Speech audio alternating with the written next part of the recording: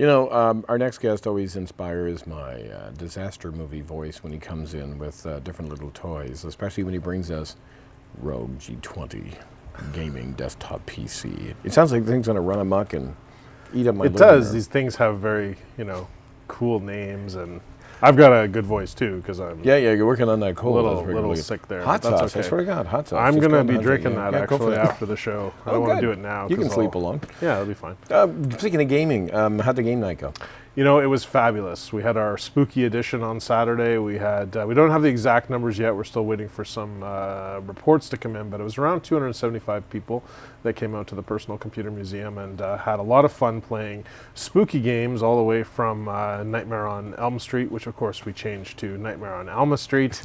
And we had some other great games. We had fun games for the kids, but we also had some really spooky stuff, including a game called Outlast, which it's a survival horror game, and we were playing it on a PC. A lot of the gaming that I do these days, of course, is on game consoles, but there's lots of fabulous choices on home computers as well.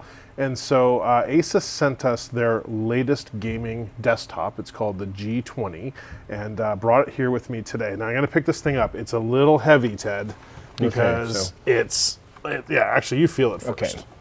Okay. It's heavier than it looks. And the funny thing about it, you know what it looks like? It looks like that thing that flew in one of the Star Trek movies. Yeah, but it looks like a Borg ship. Yeah, it could have been one of the Millennium Falcon or whatever the hell, like go for it, drop the bomb in the hole there, Luke. Just don't drop that. I'm not going to drop that. Okay, the Republic of Gamers. Give me that back. This is the ROG. Yes, I the made him Republic of nervous. Gamers. Now I'm going to show you the back here because, see, the thing is, this is at the end of the day, this is just a computer, Right? But designed for gamers. And if you look, you can see there's all kinds of great stuff on the port. There's all kinds of ports. So lots in the graphics department. You can see that there's actually two graphics cards working in tandem in there. There's all kinds of outputs for audio, including direct links to the subwoofer, and of course, USB and other kinds of connectors. But it doesn't have VGA anymore, Ted. Yeah, no, but VGA's gone. It's really cool, but is this a computer or a gaming computer? Well, it is a regular computer in the sense of it is, it runs Windows 8.1. Yeah. It will run all of your applications. It'll do all your other stuff. But it is designed for people that are playing games. It also comes with, and this is pretty cool, there's actually two power supplies externally. You can see that there's two plugs on here. And so when you plug it into the wall, it's actually going to take up two plugs in the wall. One of them, it doesn't say so specifically, but I know one is essentially for the main computer and one is for the graphics card because the graphics card is so intensive in this machine.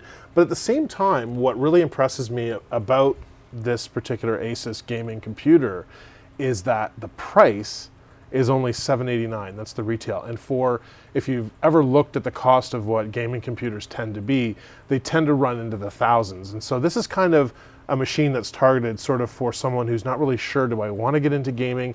And yet it has really good performance. We used it on Outlast, ran it no problem. We had the visuals cranked up.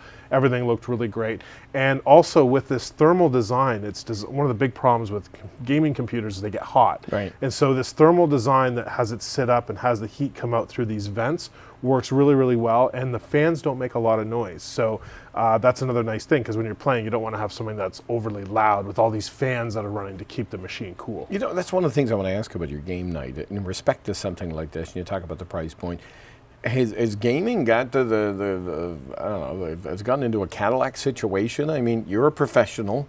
You have a woman in your life. You have a life. It doesn't sound like it's the cast of The Big Bang Theory in the comic book store anymore. Well, it can be. I mean, that's the thing. Like, gaming has really hit the casual gamer. It's hit mainstream with things like our phones.